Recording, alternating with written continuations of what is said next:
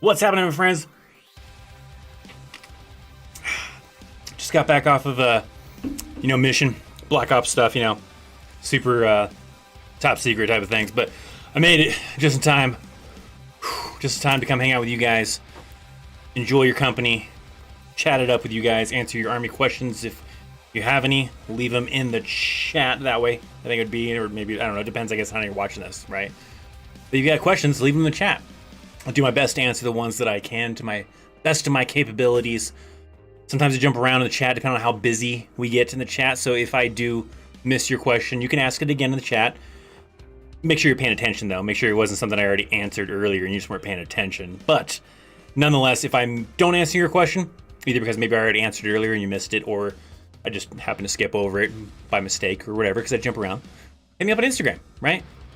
Links down in the description box down below for my Instagram, so that you guys can hit me up and you can message me and all that fun stuff.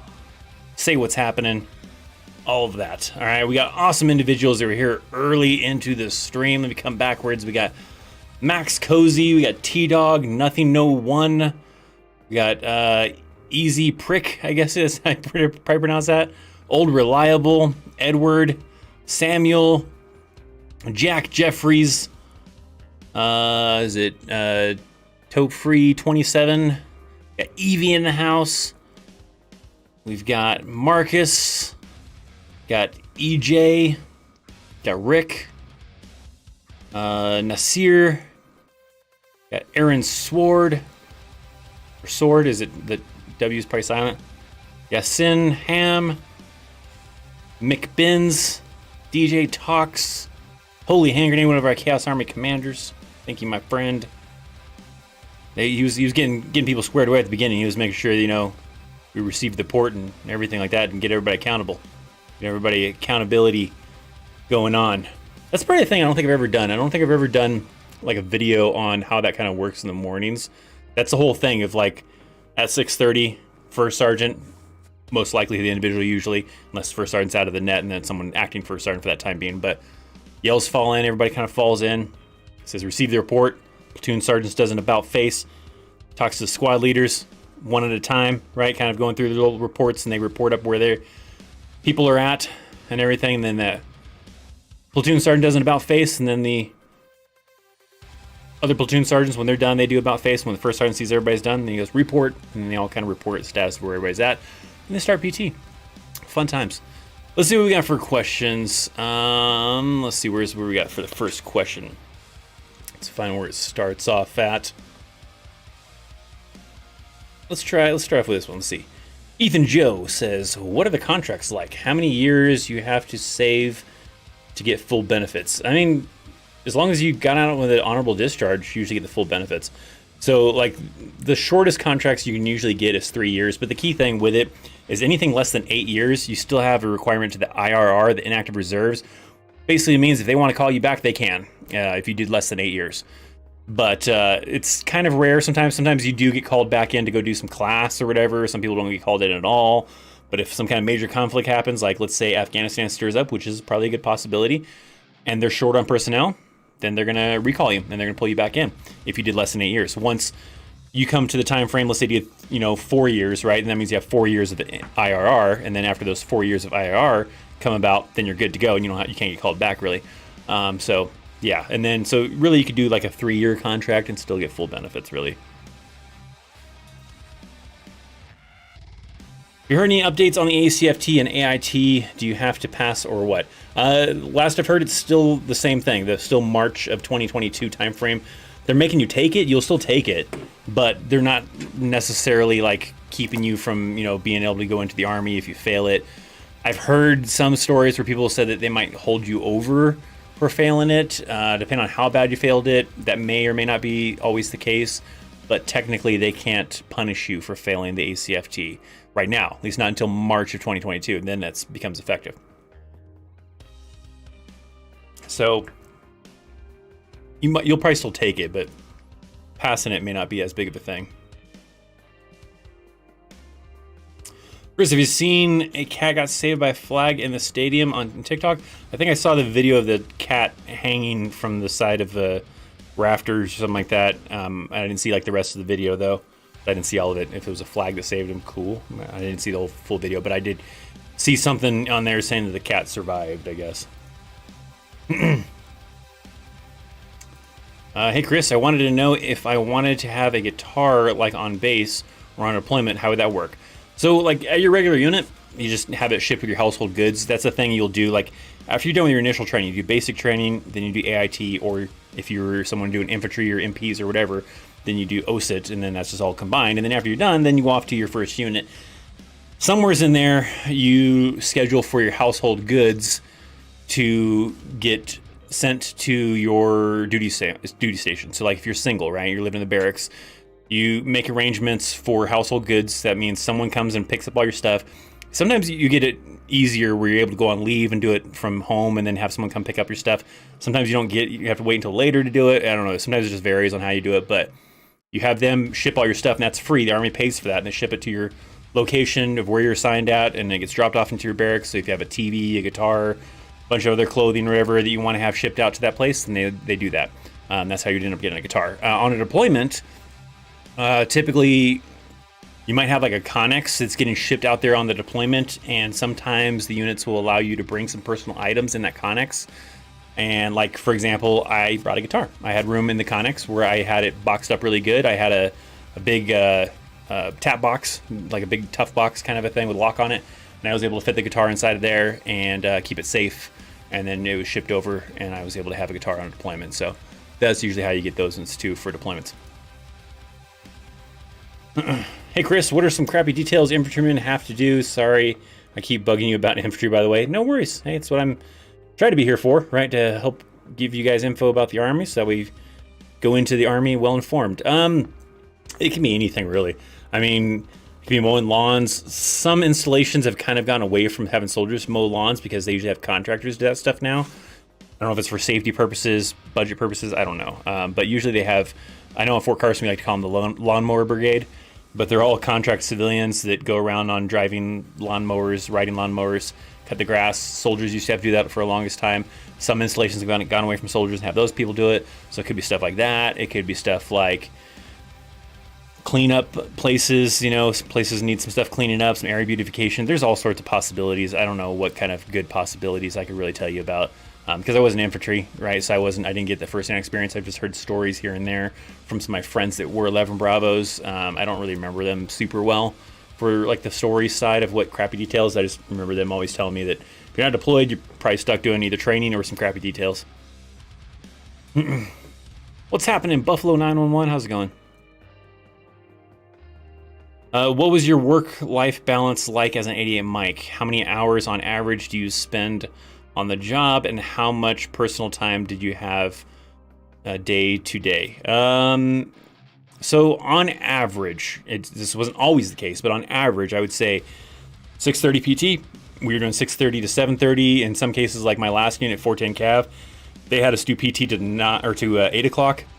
So then instead of like other units where they would do 6:30 to 7:30, we did 6:30 to 8, and then that meant instead of us having to show up for work call at 9, we showed up at 9:30, and where other units would show up at 9. So then we would do it that way. And then you'd work up until about 11:30, 12, go to lunch for about an hour, hour and a half, come back at 1 o'clock or 1300. And commonly, we would have maybe a 4:30 formation kind of a thing to maybe put out some stuff from the day, maybe with our platoon, maybe with the company or the troop. Sometimes it just depends. And then probably go home for the day, maybe about, getting out of there by at least 5 usually. Not always the case though. I mean, there are definitely times where we got stuck with missions going on, especially if you were preparing to go to the field, preparing to go on a deployment, preparing to go to the National Training Center or something like that. Then it usually results in longer days. But like I said, if you're looking for the average is something like that. Usually getting off 4:35 and going home, and then weekends off, and as well as not vacation, but holidays off too. So.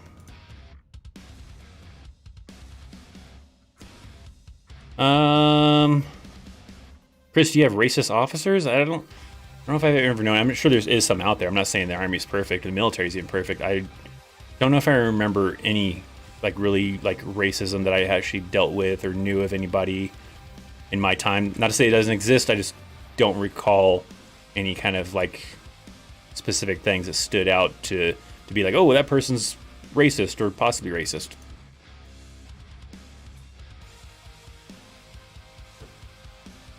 Samuel says, I'm your #1 sub from Africa. Well, thank you. Thank you, Samuel. It's happening in America. It's the username. I'm just shouting out to the United States. How does where you go to basic get decided? Is it MOS dependent? Going for 15 Tango. Availability usually. Locations that, what do they have? What locations have available slots? Sometimes they will try to save on money, like by sending you to basic training if your basic training also has your AIT there. Not always the case though, because sometimes it's just too full and they can't do it that way. So it's really just availability, right? You're trying, and then also the availability of your AIT. So they try to line it up. Okay, we have, let's say as an example, they're looking at the rosters, looking at all the start dates for all the basic training locations and everything like that, and they see that, okay, Fort Leonard Wood has a start date of this date, and the expected graduation date would be around this date, which will work perfectly because then maybe the next weekend or the next week or whatever, or maybe next 2 weeks later, the AIT, let's say for your case, 15 Tango starts another class up around that time frame, and so it'll work out perfectly to be able to complete basic training, then go to your AIT location, and then soon start your AIT. Sometimes it can't always work out that way. You end up being stuck what's called a holdover, and you get stuck just doing crappy details and waiting forever for your AIT to start. But that's a lot of times what they try to do is they kind of look at the scheduling and kind of try to throw you into there where it's going to make sense based on when the next classes start. I'm 50-50, Alaska or Texas. I live after active duty. Or what's your thoughts? I think it just comes down to where you want to live. Where do you think the best job market is going to be? You know, I decided to stay in Colorado when I got out of the Army, out of Fort Carson, because I liked the area. And it had the military, and I wanted to try to do maybe a military government type of job. So I figured it was good. I didn't really want to go back to my hometown in Bishop, California. So I think it comes down to personal preference. It may depend on where your last duty station is. You might like the last duty station and decide you want to stay in that area. That's the textbook's way of doing it. Does everyone do it that way? Definitely not. Yeah. Are you talking about for the fall-in thing I was talking about earlier? And Jeremy says he's got one en route, so we gotta wait for that person. Just tell him that one person, Jeremy, that you've got en route. Make sure when they do arrive, they drop. Start knocking out some push-ups. What's up, Jesse? How's it going?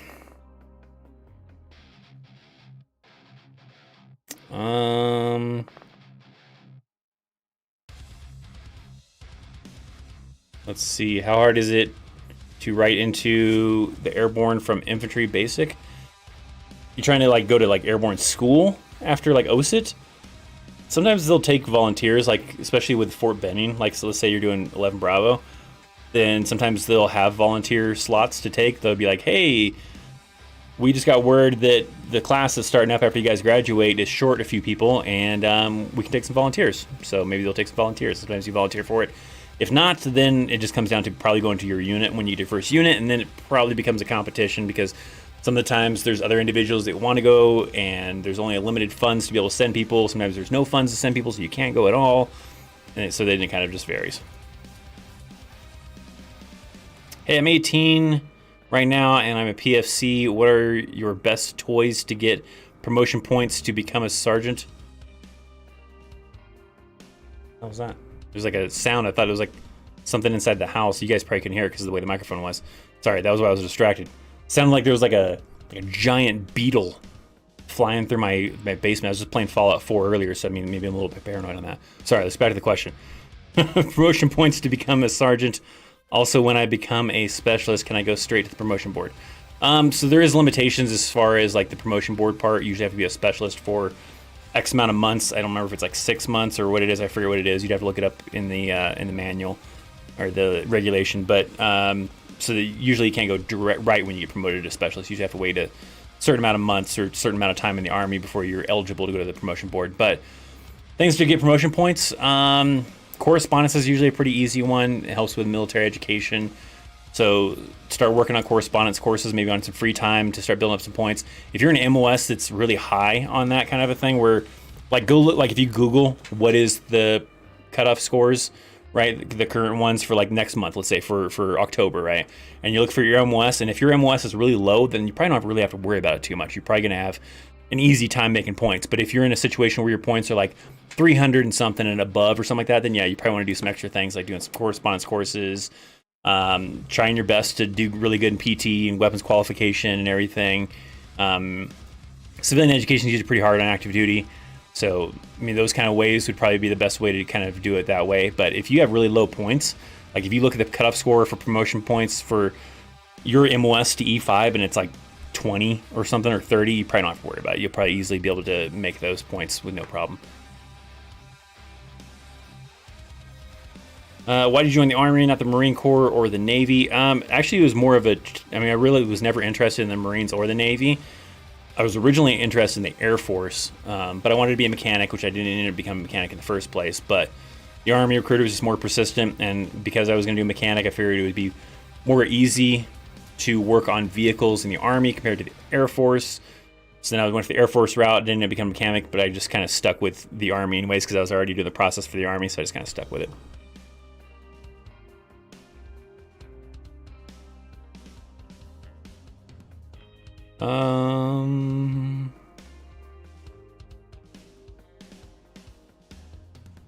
I do play guitar, but not very often. It's been a while since I've played.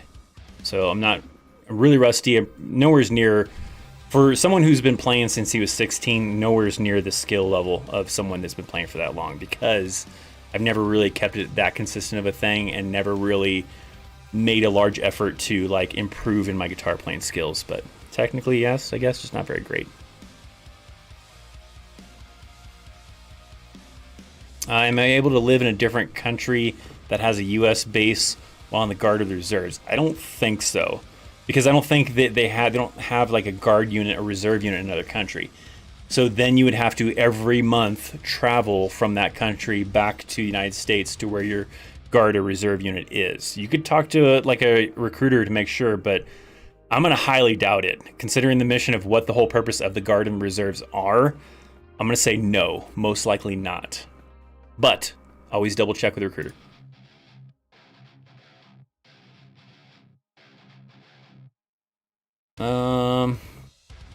Reclassing from a 92 Alpha to a 15 Tango or some finance MOS. Not sure if I want to stick to finance on both civilian and military. I don't really have any experience with either of those MOSs. Give you good input on that. I'm sorry.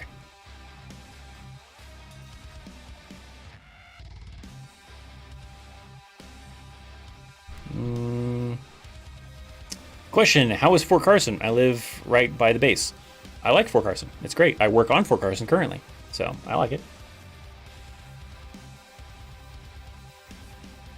But yeah, I mean, like 4th Infantry Division has a lot of units to deploy sometimes. The area is great. I like the area. COVID kind of messes that up still with any place, really, for your ability to be able to enjoy the local attractions and everything else like that. So, but I like it. That's the reason why when I got out of the Army, I stayed in the area, and then I ended up getting a job on Fort Carson. So if you end up in Fort Carson, I don't know if you're in the Army right now and you're just a civilian right now, or if you're actually in, and I don't know, but I teach the JCR JBCP class on Fort Carson. If I go infantry, will I just clean stuff all day? Not necessarily. I mean, you might get stuck doing that sometimes, yes. But it probably depends on the unit. Like if the unit's a very active unit, then you might end up deploying, even to non-combat deployments. Maybe they're just like to Poland or something like that, or Germany for like 6 months or whatever with your unit. And then leading up to that, you're doing a bunch of training to lead up before that, you know, kind of a thing. So it varies. It's going to depend on the unit. Cleaning, everybody does some sort of cleaning at some point. It just really sometimes depends on how much cleaning you do. Kind of depends on the unit and what's going on at the time frame. So I wouldn't say necessarily. I mean, there's a possibility you'll do a lot of cleaning, but that's not all you'll do. You'll probably do a lot of field problems and other training events too. You receive veteran preference whether if you're commissioned officer or enlisted officer in active duty. It's just being a veteran in general. The veteran preference thing with employers is really just getting out of the Army, the military, with honorable discharge. It doesn't really matter if you were an E2 when you got out of the Army, or with an honorable discharge or a E8. It doesn't really matter really too much. I leave for basic 19 Delta on Tuesday. I feel pretty prepared. Any last minute tips? Well, first of all, you won't be going to basic. You'll be going to OSIT, one station unit training, because you're going for scouts. So you're going to be doing that. So don't get caught up calling it basic, because people that do OSIT, I feel like they get offended by you calling it basic when it's OSIT, and it's like, it's different. Pogues do basic, and us hardcore grunts and tankers and scouts do OSIT. So I mean, that's their probably thing. But otherwise, last minute tips: go in there expecting everything to suck really bad. That may not always be the case. This is the same advice, by the way. If you've been to a lot of these live streams, you've probably heard me say the same spiel. It's the same thing I do. The same thing I say to everybody that's looking for advice before they ship off. Expect it to suck worse than anything has sucked before. That won't be the case with everything, but I say that because you don't want to go in there thinking it's going to be super easy to do. There's going to be moments that suck really bad and moments that are pretty easy and maybe even fun. And hell, even some people I've even talked to before that they really enjoyed OSIT or basic training, whatever, right? And so the main thing usually is just don't go and put too low of expectations thinking that it's going to be really easy, and then it turns out to be a little harder than we thought it was, and it makes it worse on you. So go in there expecting it to be the worst thing possible, and then hopefully it turns out to be not as bad. And then the other main thing is don't think that your time during your training is what the Army is like, because it's not. That is not what it's like being in the Army. Wait until you actually get to your first duty station. You'll see it's much different. The rules and everything in your initial training is way stricter, way different. People are way meaner to you compared to when you actually are done with all your initial training and you're actually in the Army. So keep that in mind. Are you able to take 30 days vacation whenever you want, excluding combat deployments and those type of things? If so, how easy is it to get those vacation days okayed? Not usually 30 days. The only time I've ever been able to take 30 days of vacation was usually while I was in Korea for mid-tour leave. That was because you were stationed there for a whole year and you only got to take leave once. I was actually there for 2 years because I extended, but you only get to take vacation once that entire time that you're there. And so they allow you to take 30 days during that time frame. When you're in the States or in other places, usually it's like a 1 week or 2 week type of thing that you can do. You usually don't get authorized to be allowed to take a whole 30 days off unless it's like terminal leave, which is when you're getting out of the Army. So yeah, that's usually the key thing. And they usually have set time frames called block leave. The unit has designated time frames of when they want to block off time for allowing the max amount of people to be able to take vacation, and it's pretty easy to usually get it approved during that time frame. Outside of that, usually kind of depends on the circumstances as to why you're trying to get vacation.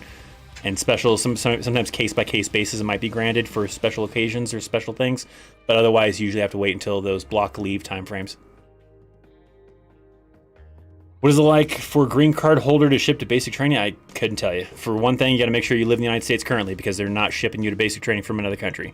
So that's a key thing. I don't know if you already live in the United States. If you do, then cool. It shouldn't be any different than anybody else, really. You're going to be sent off to MEPS, wherever the local MEPS is stationed near you, and then off to basic training. Nothing's really going to be any different.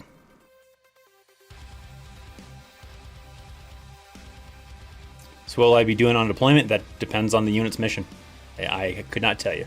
I have no idea what unit you're going to go to, what unit has what missions, and all that stuff. So it really depends on the unit.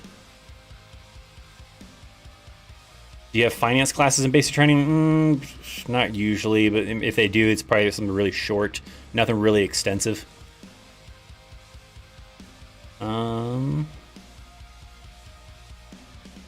As an agent Mike, when leaving the wire, what are important supplies to take with you? Food and water, ammo. Well, you usually have your basic combat load, so you're always going out with that anyways.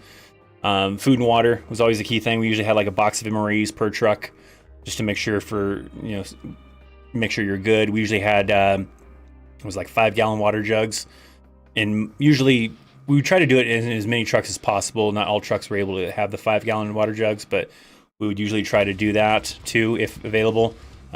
So food and water, ammo is definitely essential things. Got a super chat. Let's see. Wow, I'm really far behind in the live stream chat, huh? Time for games. Dropping a super chat. Thank you, my friend. Appreciate you. Sorry I'm late. Currently out in Louisiana in Grand Isle. Currently on SAD. I don't know what SAD is. Orders with unit. Was it 1782nd Engineer Battalion? Going to be down here for a month or more. Miss you. Well, good luck to you. Time for games. Have fun down there. Are you doing like National Guard Reserve stuff to respond to? Because isn't that where that hurricane thing happened or whatever it was? So you're doing some natural disaster type of relief things. Thank you for the super chat. Good luck to you. Stay safe. Get the mission done. Good deal. Thanks for the super chat, man. All right, so we'll use that as an opportunity to jump ahead in the live stream. Again, if I miss your chat or miss your question, ask it again a little bit later, or hit me up on Instagram. Link in the description box down below. I didn't mention it earlier, but where is that? No. Yeah, here. Like goal 100. We're only at 41 right now, so take a look down below. If you have not yet liked the stream, do it. Hit that like button because it's the awesome thing to do, and potentially it'll allow you to maybe earn rank a little bit faster in the Army. If you're already in, then I'll put in a good word through your chain of command. If you're not, then I'll put in a good word through your leadership, maybe at your unit when you get there. So just hit that like button. Hit the like button, okay?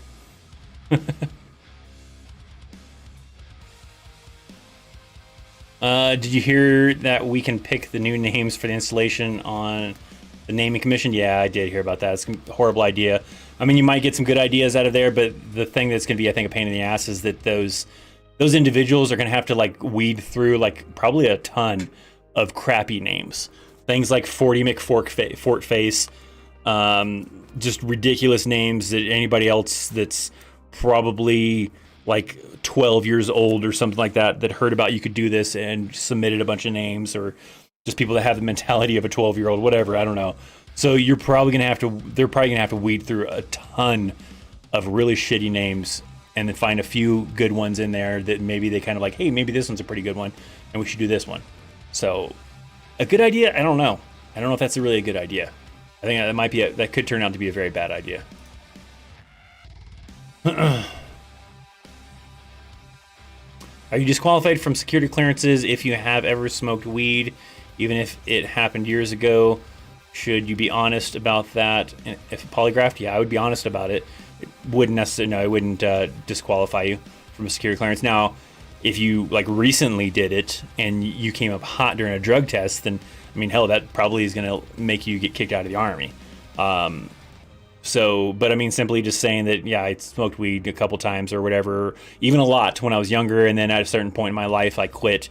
They're not going to give a crap, especially if you're being honest about it. That probably isn't going to make a difference, especially as long as you don't come up hot for drugs currently or something like that, then it probably shouldn't matter. I've never heard of it mattering, so I couldn't tell you 100% for sure, but I wouldn't see why.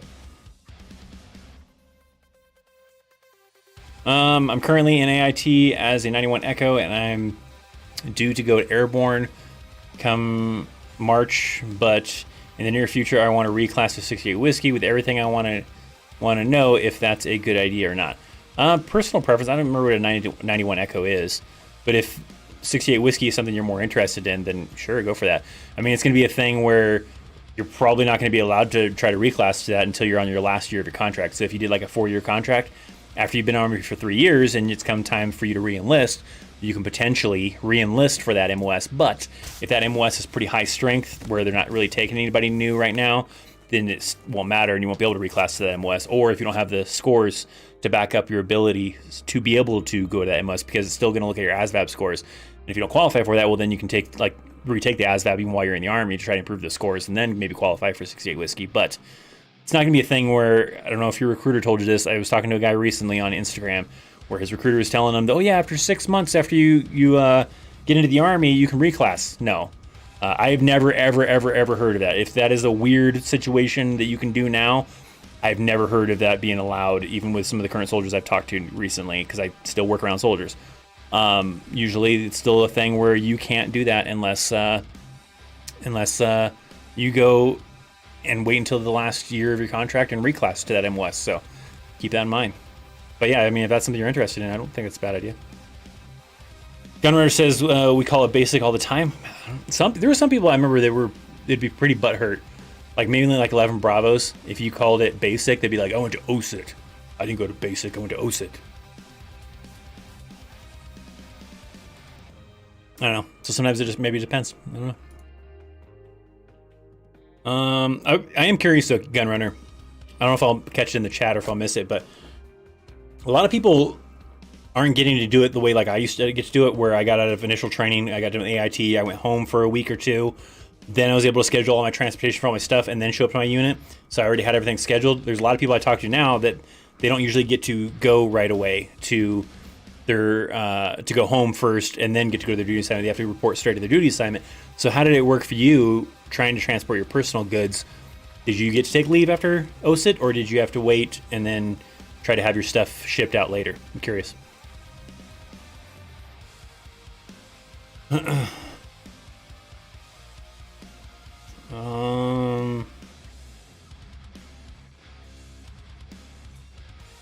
Yeah, anything over 30 days, your battalion commander has to sign off on relief form. Yeah, I mean, the only time I've ever known being able to do it was leaving from Korea. Any other times they won't let you do something like that.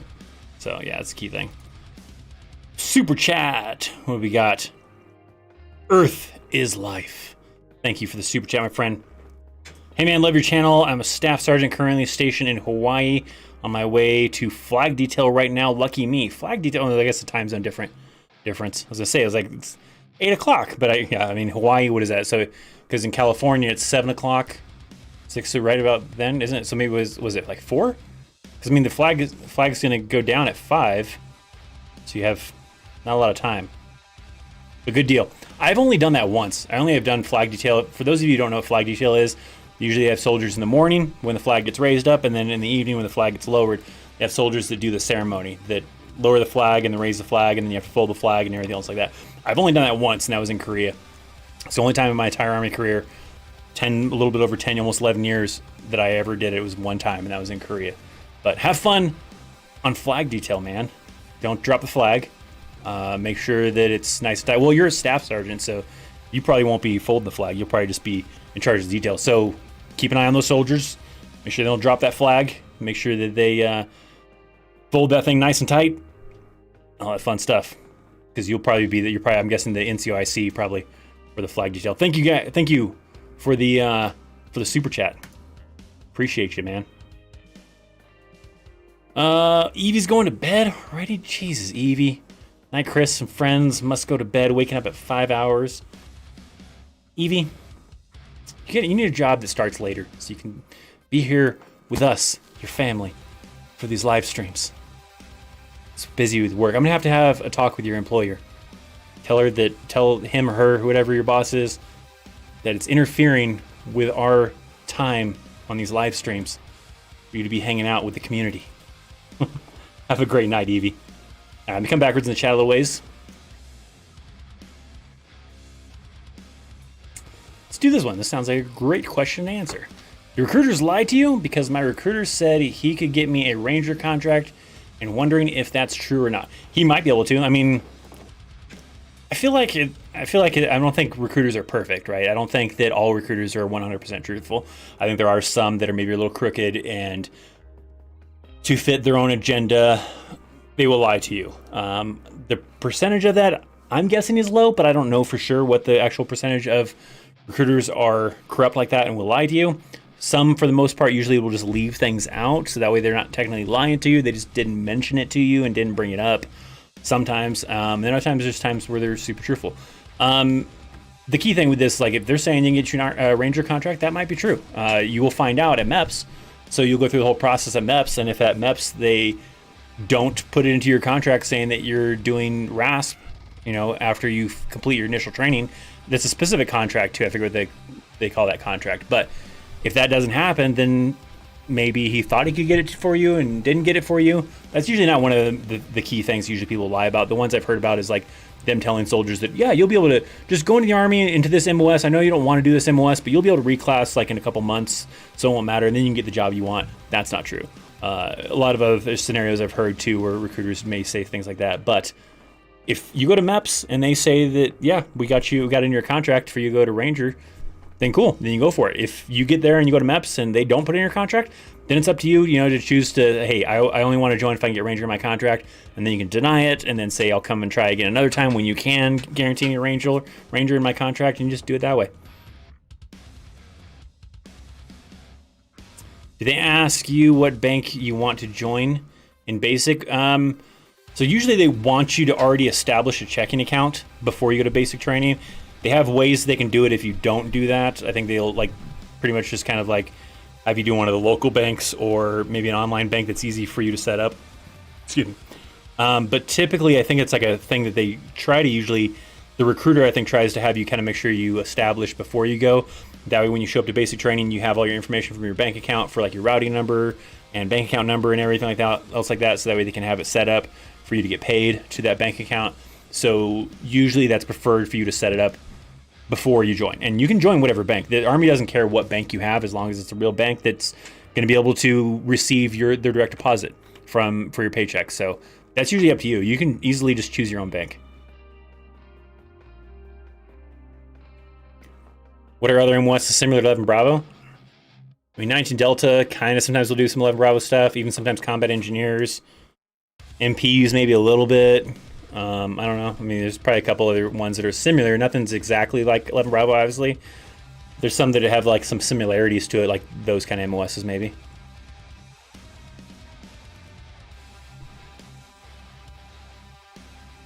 Oh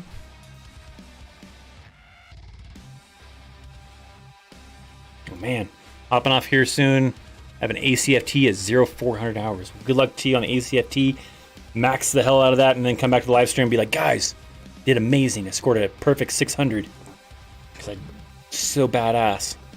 But good luck to you. Yes, it really doesn't matter. It's more of a diagnostic at this point still anyways, but hopefully you still will do well, regardless. I have a nice looking beard that I've had for 2 years. When I go to MEPS for my physical, would you recommend me shaving it? No, you don't have to.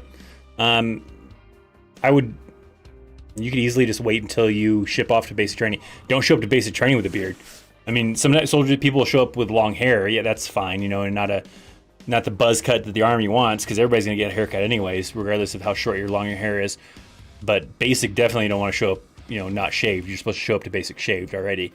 But I don't think check with your recruiter, just be sure. But I wouldn't think that MEPS really gives a crap if you're clean shaved or not for MEPS purposes. I think you'd be okay.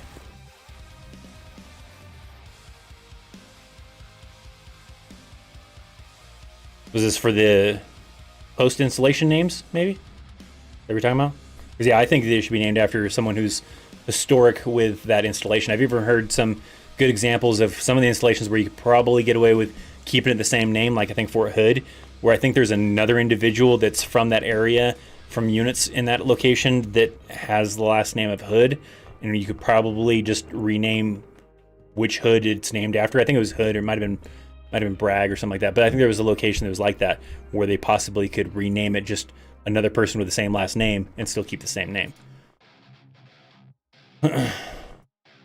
Is it possible to request to be deployed? Guessing not, and by needs of the Army.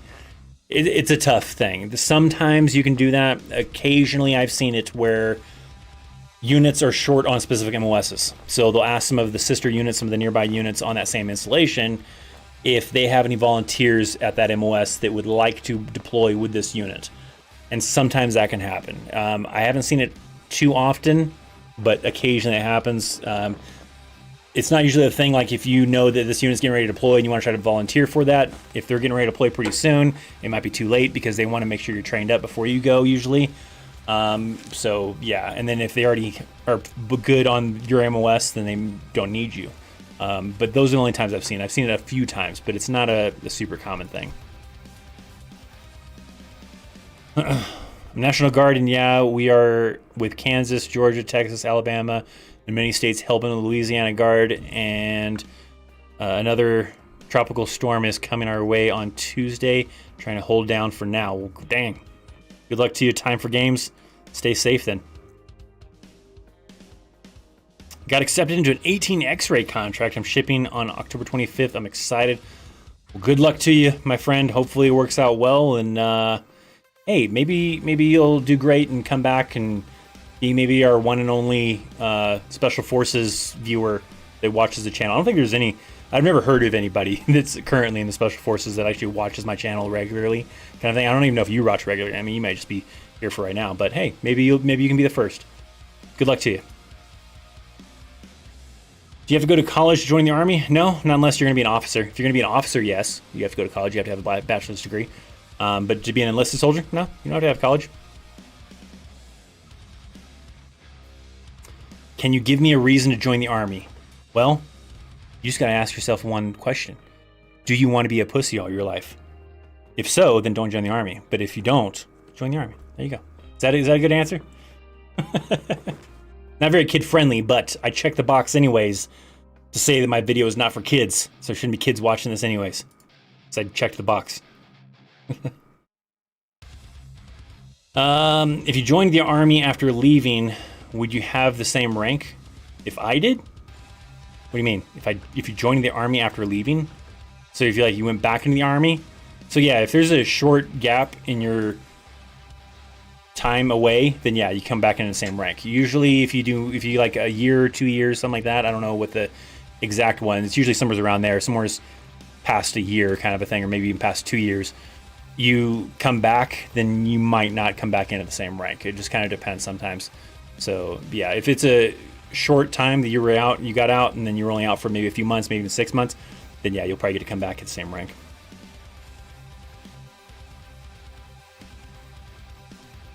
Have you ever watched any of Jay Williams's YouTube channel? I don't think so. I don't know for sure. The name doesn't sound familiar.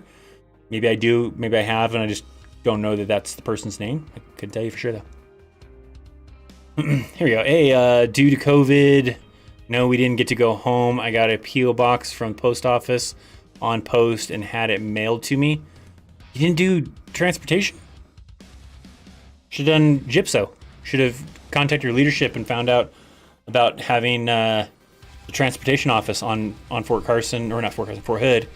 Try to have your stuff picked up. Well, you'd have to have a nearby installation, schedule it to come pick it up from your house. There should have been a way you could have done that. I don't know if you're still pretty new in the Army. You might even still be able to. I don't know. So if you want more than just like a box of stuff, you want like a TV and some other larger things, you should have a way that you can do transportation for free to have it sent out.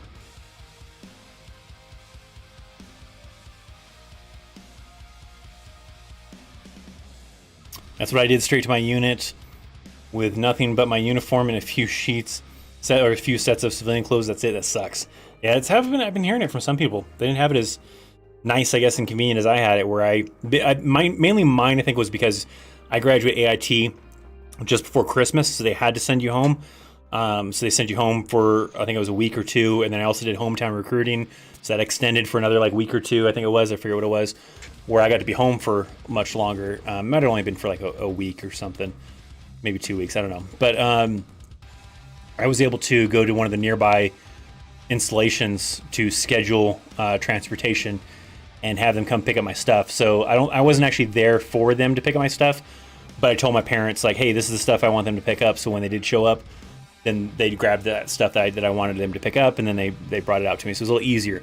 But I think you can still do it even if you're not like there physically. You can kind of arrange it through your family or through someone back home. We'll be in a 153 Delta. Is that a real MOS? I've never heard of MOSs that have 3 digits. I don't know. Perhaps help me transition me into being an EMS helicopter pilot. Couldn't tell you for sure. I have no idea.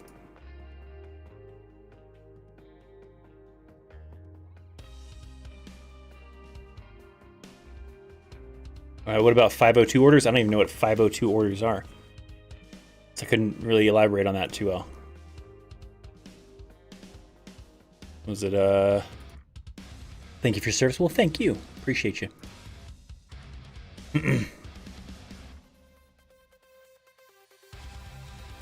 Is there ever a time when they make you take leave? Christmas Exodus, like when you're in basic or AIT, they will, usually. If you don't want to take leave when you're in your regular unit during Christmas, you don't have to. There does come a point in time where it's called use or lose, that's when you've acquired 60 days of vacation. So if you didn't take leave for 2 years, then you're going to start getting into that bracket where it's use or lose, where it's like they're going to tell you like, hey, if you want to keep not taking vacation, fine, but you're not going to earn any more vacation time. You're just going to be losing it because you can't earn more than 60 days. They were kind of allowing that during COVID. I don't know. I think it's lightened up since then, and they've kind of lifted that and gone back to the 60 days max. During when COVID was pretty, new and everything like that, they got rid of that kind of limitation where they weren't putting people into the use or lose. Yeah. So, usually around that time frame. Did you ever think about becoming an Army recruiter? I did not. No, was not really interested in that.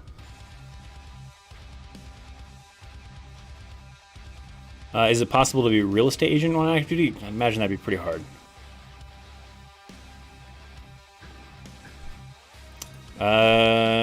Do y'all know how certifications work while active duty? So certain MOSs you'll be able to get certifications like you're talking about, like certain like C++ or Security Plus kind of things for certain like things like 25 Bravos. They'll do that during AIT and you'll be able to do so. So it depends on your MOS, and sometimes you can get the Army to fund, like to pay for your certification to do it as long as you pass. Right? If you sometimes fail it, then you kind of depends. But I had a crick in my area. What is it called? Like a kink in my neck or whatever. I don't know.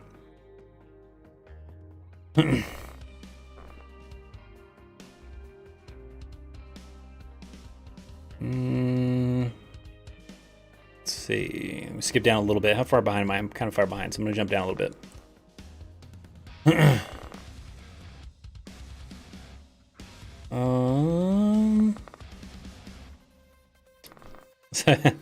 Defect food comes out of your paycheck? Sort of. It's a tricky thing. I think it depends on if you're a glass half empty or a glass half full kind of person. I don't know. Because here's the thing. Like, you get your base pay, and then I don't know if it's because it makes it easier in the system for them to do it this way, but everybody then on top of base pay gets BA8 or BAS, which is your food allowance. But the only people that are authorized to keep it are those like married soldiers, officers, people who are like single parents that, became a single parent while they were in the Army, not joined the Army because you can't do that. But then anybody else that's not authorized for it, it comes back out. So I think to make it easier in the system, they give it to everybody, and then it's easier just to take it back out rather than only giving it to the people that authorized it. But I'm in kind of the boat of, no, you never got that money in the first place. They gave it to you and took it back. It didn't take away from your base pay. Your base pay was the same. You're still making the same amount of money as you would make. So you're not taking it out of your basic thing. So on the LES, it shows that it took the BAS back, but you were never authorized BAS in the first place. So they just took it back. So you're not out any money. You just didn't get it, is my kind of way of looking at it. So, but some people think of it differently and think of it, no, they gave it to me, I should have got to keep it, and then they took it back. But that wasn't in the original scheme of things. When you joined the Army, you knew you were getting this base pay and not getting BAS. So that's not money that you were counting on, and you got it taken away from you. You already knew you weren't getting that money. So that's why I don't count it. Are the barracks really that bad? It depends. It depends on leadership. It depends on the location. It depends. Sometimes the barracks are really great. Sometimes they do suck, but they try to do better. Some of the more modern barracks are pretty good, but leadership can sometimes screw that up with rules or constant room inspections and all sorts of stuff. So that really depends. 360 a month. It's not worth it. Yeah, see, but you never authorized that. You knew that when you came in the Army. You knew you weren't getting that money. They gave it to you, but they took it back. And you knew at the beginning that you weren't getting that money. You watch Smosh videos? I don't watch Smosh, so no.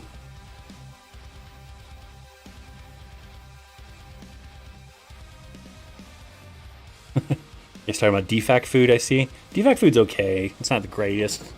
It's not horrible.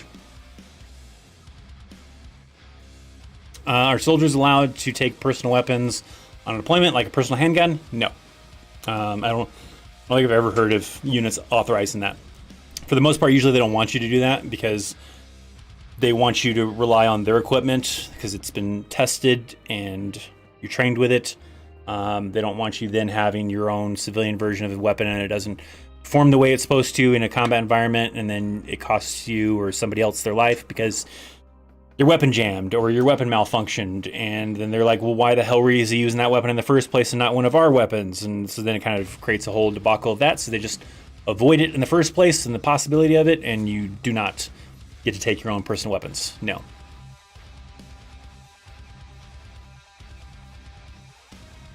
Have I ever come across Delta Force, and how are they? I might have, and I didn't know it. Usually, I mean, I've talked to Special Forces individuals, and there's a possibility that they were actually Delta because they wear the same patch. I think it is the same patch. So, but if I did, I wasn't aware of it then. Let's put it that way. If I did talk to Delta individuals, I didn't know they were Delta.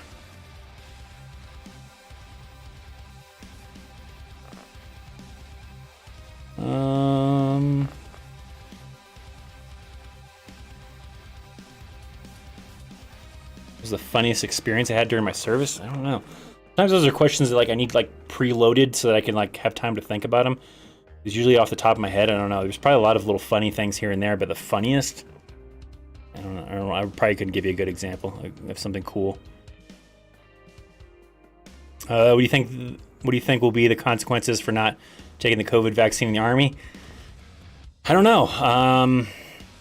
Maybe getting kicked out. I don't know if it'll be like a bad discharge or not, or if it'll just be a general discharge, or they just kind of force you to ETS early. I don't know. I don't know what it be. I mean, they've said that it could be a dishonorable discharge. It could be even jail time kind of a thing. I just feel like that's gonna be really extreme, and I don't feel like it'll really go to that level.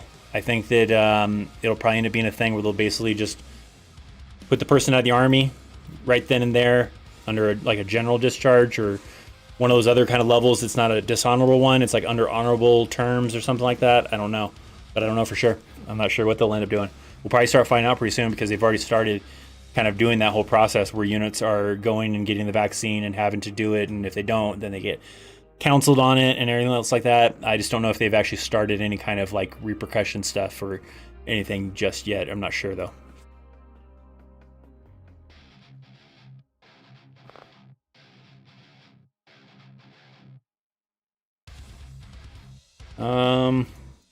How does part-time work?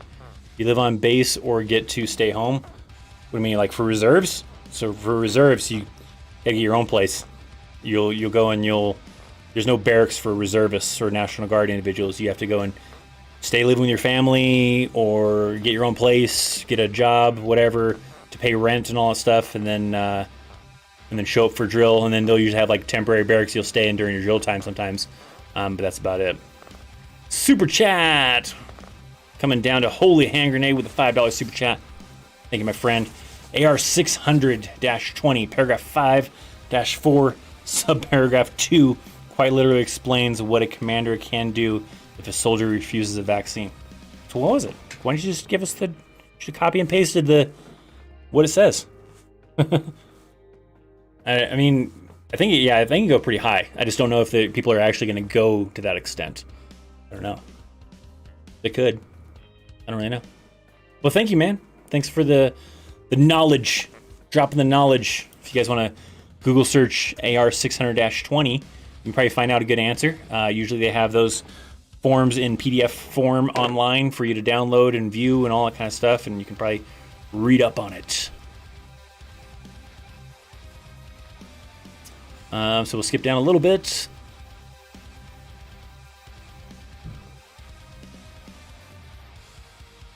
I just watched that video, Chris, where you're explaining about paying for food. There you go.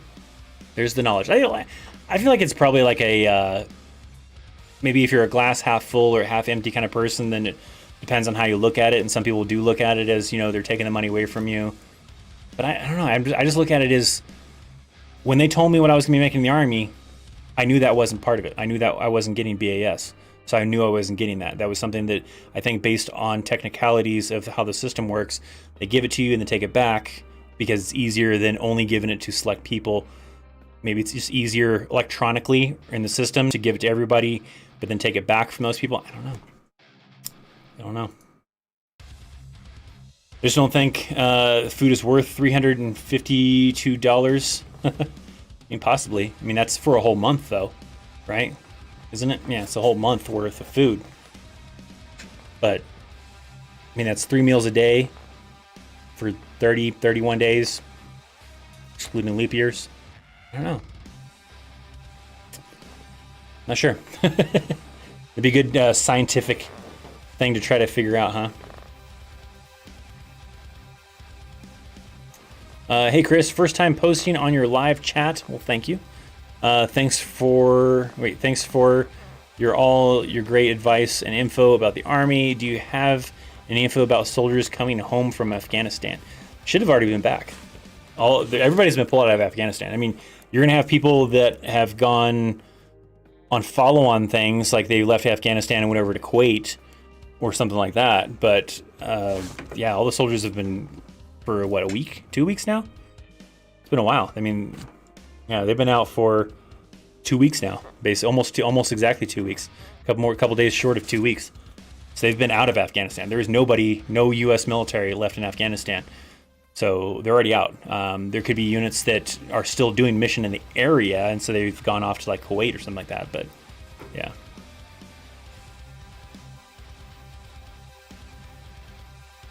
Kind of frames do I have? They're Oakleys, and I think they're called like airdrops. So took me a little while to get used to them, but I think I'm used to them. I think I like them now. Maybe, I don't know. At first, I was kind of regretting it. I was kind of like, I made a mistake. Should have stuck with the same kind of frame format, same kind of frames that I had from before. But they've kind of grown on me now to where I think maybe I feel a little bit better about them. Yeah, they're Oakleys, and they're called airdrop or airdrops, something like that. Why Army pay so low? I guess it depends on how you look at it. There's a lot of things they also give you, right? I mean, when you look at it just the base pay, then yeah, it looks really low. But let's say as a single soldier, you're getting that base pay, but you don't have to pay rent, right? So you're not having to pay rent or utilities. Where if you were making that same amount in the civilian sector, and you also have to use that to pay rent and utilities, you're going to be really struggling. You don't have to worry about that in the Army. Healthcare is free, so you're getting 100%, no co-pays, nothing. Where on the civilian side, you probably have to pay money if you want that kind of insurance, and it's probably super expensive if you want insurance like that that's going to be like that. So I have a video on it. I would look up the video. I don't know what the name of it was called exactly, but there's a video that specifically kind of breaks everything down as to if instead of you receiving all the benefits that the Army gives you, if you just instead received pay to cover that, how much would you make? And it turns out to be, I think, even at the lower E1 rank, ends up being like pretty much like the same as if you had a civilian job that was working like $18 an hour or something like that, which is going to be an entry-level job anyways. So, yeah. But it doesn't take long to rank up. You do the right thing, you rank up fairly quickly. What is the rarest MOS in the military? Well, I don't know about for the military, but for the Army, I think it's the firefighter one. I feel like it is. I don't know if that's for sure, if that's what it is, but I feel like the fire, was it 13 Mike? Something like that? 13 something? I don't remember what it is. But the firefighter MOS, I feel like is probably the rarest MOS, probably the hardest one to get, I would imagine. My guess is.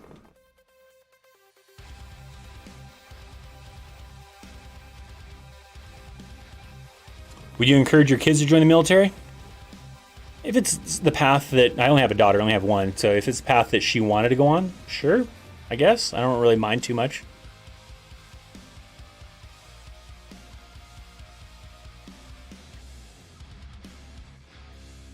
Do you know anyone who did PMCS work after the Army? What do you mean, like as a mechanic? I don't know what you're talking about. PMC. I was like, why did I say PMCS? I don't know why I added the S on there. I don't know what's PMC. You know anyone who did PMC work? I don't know what PMC is though. YouTube won't let you paste the whole damn reg. So there's a new channel in the Discord that I haven't quite used just yet. Where do I have it? So Holy Hand Grenade as mods, you would have ability to post in there.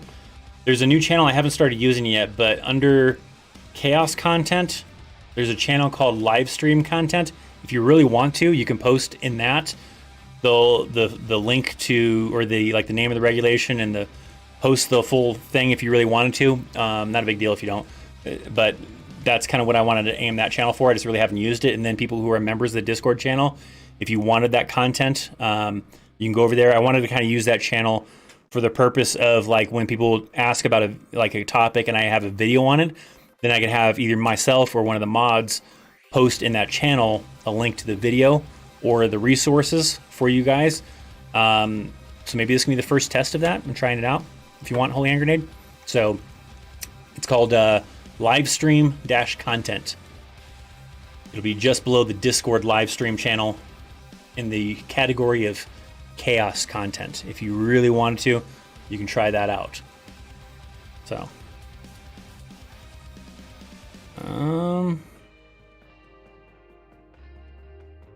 at Fort Campbell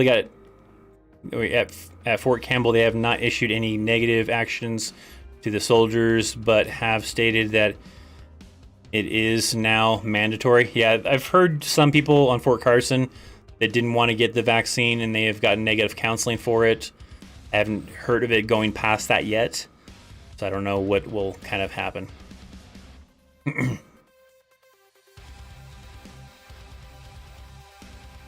Hey Chris, got a future movie reaction video for you. It's a movie called Camp X-Ray. Never heard of it.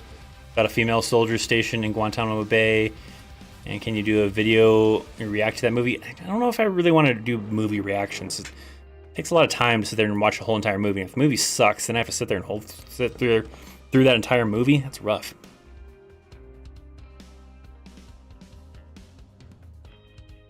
Josh, why has it been so long? Miss coming here and chatting. It's been like 8 months since I have.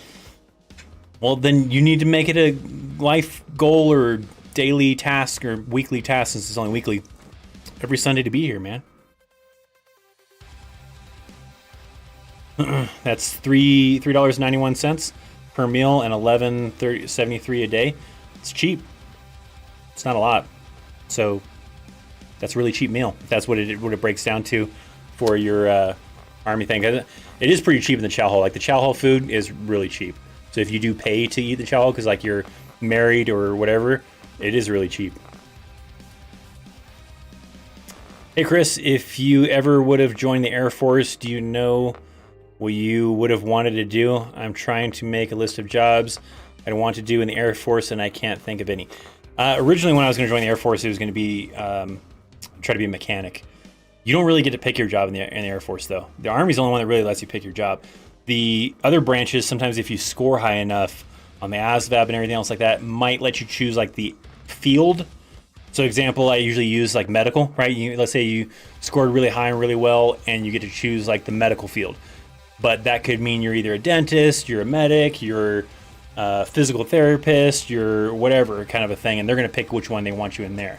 But you got to pick like if somewhere in the medical field, but not the exact job. So you'd have to talk to a recruiter, but I've always known it to be that you don't get to pick what you want to do in the Air Force or any other branch other than the Army. So that's usually the key difference. I worked in mess halls in Alaska in the 80s, 172nd Infantry Brigade. Good deal, old reliable.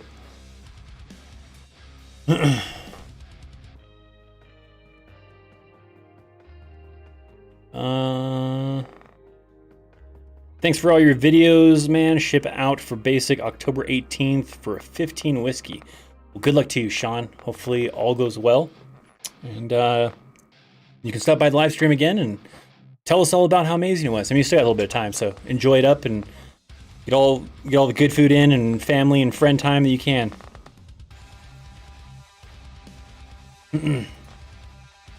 Chris, I'm going to deployment to Kuwait. What possibilities do you think I have to get a combat patch? If you stay in Kuwait, 0. But if your mission takes you outside of Kuwait, maybe into Iraq, and depending on what the mission is in Iraq, then yeah, you could possibly get a combat patch. But if your entire mission just keeps you in Kuwait the whole entire time and you never leave Kuwait the whole time, then you're probably not going. You aren't going to get one, because that doesn't qualify you to get a combat patch because you're not in any kind of danger in Kuwait. You'll get the combat pay, you get the hazard pay, and the tax exemption, all that stuff like that, right? So you still at least get that, but actually getting to wear a combat patch, that won't happen unless you get to actually go and do some kind of operations in Iraq, and it depends on what that mission is. And if your unit says yes, what you did, authorize you to wear the combat patch. So that comes down to it too.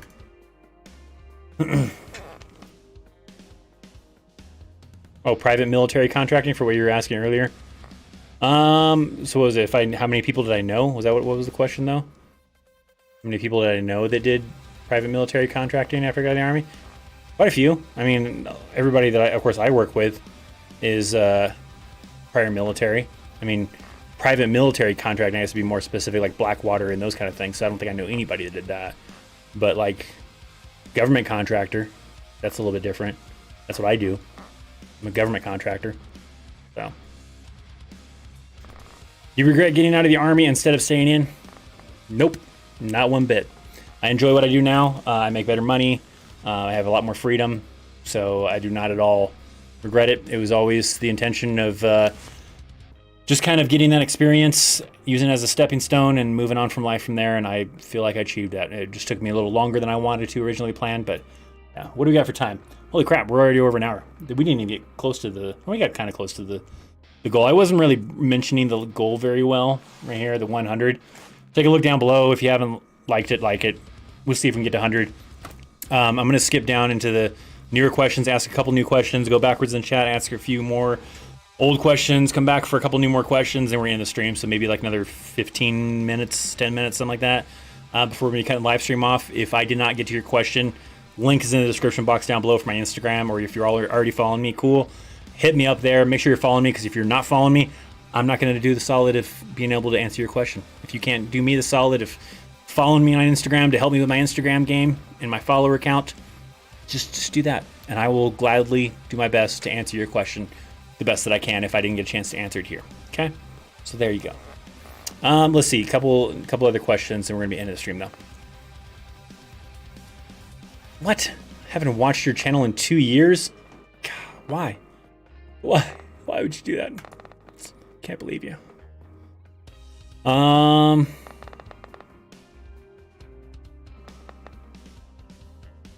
By the way, I just enlisted this year, and your videos motivated me. Well, good deal, Lorenzo. Good deal. Let's see.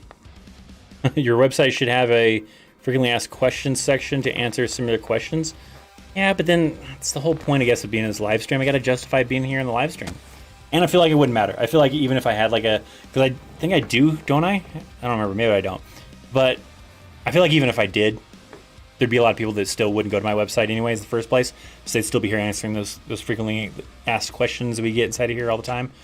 Not a big deal. I don't really mind. That's what they're here for, I guess. But I don't think it would make that much of a difference, really. I mean, it could be a thing. Maybe I will put a frequently asked questions area on the YouTube channel. But I mean, even though in my bio on YouTube it says what my MOS was, says when I deployed, how many times I deployed, all that kind of stuff, I still have people asking me, what was your MOS?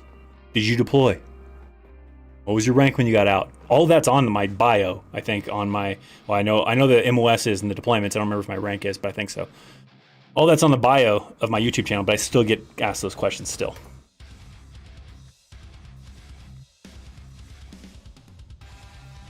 What's happening, Dustin? How's it going? Thinking about joining the Army. Anything to sway me into that? Usually the main thing is that you'll get to pick your job. You won't get to pick your job in the other branches. You might get to pick the area. I was just talking about this earlier, but you might get to pick the area maybe if you're lucky enough and you have high enough scores. But picking the exact specific MOS or specific job is very rare in those other branches. Very hard to do. Where in the Army you can do that. I mean, you do still have to qualify for it. It's not just like you get to have free range and pick whatever MOS you want. You still have to qualify for that MOS and still has to be available. But you'll at least be guaranteed that job before you join, where those other ones, they're going to go and they're going to kind of decide for you where they want to put you, and then you'll find out after you've already signed up for the military or for that branch of service what your MOS is going to be later. And then it's like, oh crap, I didn't want to do that. Well, too late. Too late.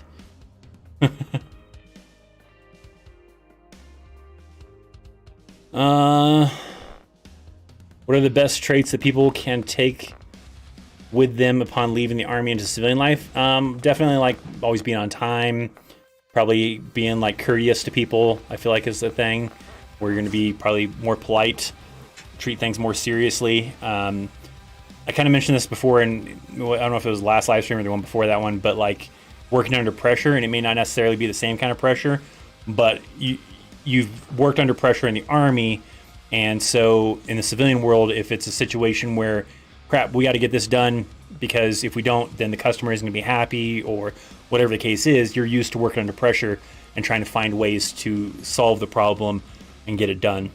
So I think a lot of those kind of things. I want to be a future law enforcement and many to do 11 or 31 Bravo, but everyone tells me I'll be hated. You might be, it just depends. I mean, I guess it depends on how you act too. So I don't probably can't give you a good idea if that it's going to be a thing or not. I don't know. I didn't really hate any MPs. I didn't really interact with the MPs enough to hate any of them. So, but who knows? All right, I'm gonna go backwards in the chat. Let me see what questions maybe I skipped over. We got Tanker 365 saying leaving for basic at Fort Seal in November. 68 whiskey, combat medic. Hooah. Good luck to you. Good luck to you. Just finished basic at Fort Jackson at AIT to become a drone pilot. Good deal, Tim. Good luck to you. Hopefully it goes well. Hopefully you'll have fun and enjoy that MOS. Sounds interesting.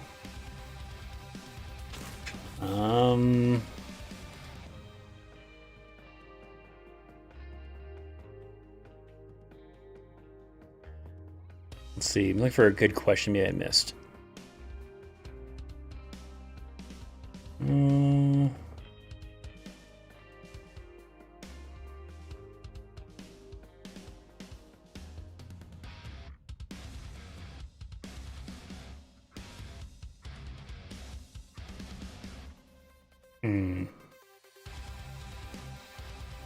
know if I see anything. A lot of these I already answered.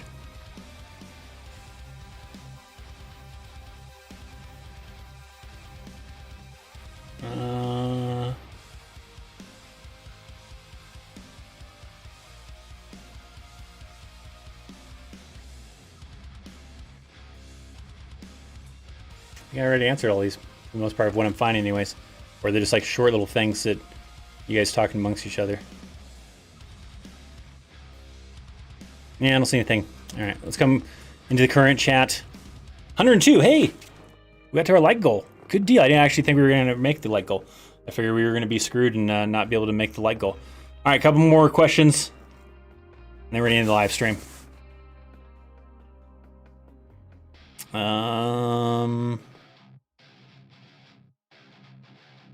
Looking for a couple, like maybe two really good questions.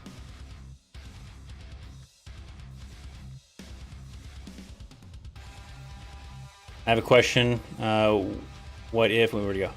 What if I have a tech certificate? Will it help me get a higher rank? It still depends on the credit hours. If it's just a certificate, like, so let's say like C++ or something like that, then probably not. Usually to get like E3 is going to be associate's degree. So that's several credit hours. And then a specialist is going to be a bachelor's degree. So those usually degrees will get you like E3 and E4. Anything less than an associate's degree probably may or may not get you anything. I don't know if it would get you E2, maybe. But I mean, depending on how many credit hours it's worth, if it's worth credit hours, can determine like how many points you might get for like promotion when you get up to like E4 and you're trying to make E5 kind of a thing. But to get into the Army, probably not. It's probably not going to really give you anything. Good night, Jim. Have a good one. Chris, did you ever go to Aeroskull school or Airborne school? Nope. I had no really... I thought about almost at one point in time doing air assault, but wasn't really that motivated to really want to do anything that extra. So I wasn't interested in that. I'm an AIT for 13 Bravo. Heard anything good about 13 Bravos? What's 13 Bravo? I don't think I know what 13 Bravo is. 13 Bravo MOS is artillery. I mean, the guys that I knew that were that MOS, they always talk it up like they're the greatest. I don't know if it really is just them trying to seem cool and hardcore, or if it really was the greatest. I don't know. I couldn't really tell you for sure. But I've usually most people that I knew that were that MOS enjoyed it, said it was cool, said it was fun. So let's see, one more really good question. We got any really good questions here? So you guys responding. I've never worked with 13 Foxes, so I couldn't. That's not really a question we'll use for the final question. What do we have? Final question. If you guys don't know about the Discord channel, link is in the description box down below. It's free. Join the Discord. You can go in there. You can interact with the community outside of live streams, ask questions, talk to some of those awesome individuals, all that fun stuff. Great place to go if you would like to do it that way. There's also a link to my social media, my website.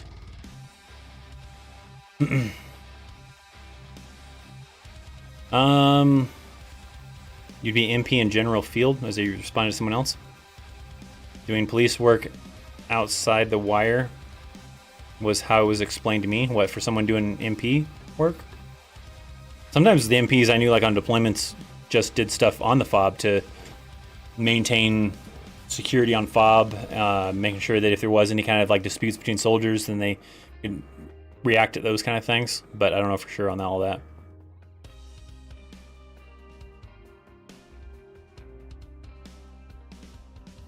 I think PMO MP is more in garrison, doing gate work and traffic stops. If I'm not mistaken, I have, I may be though. Don't hold me to it. I mean, maybe.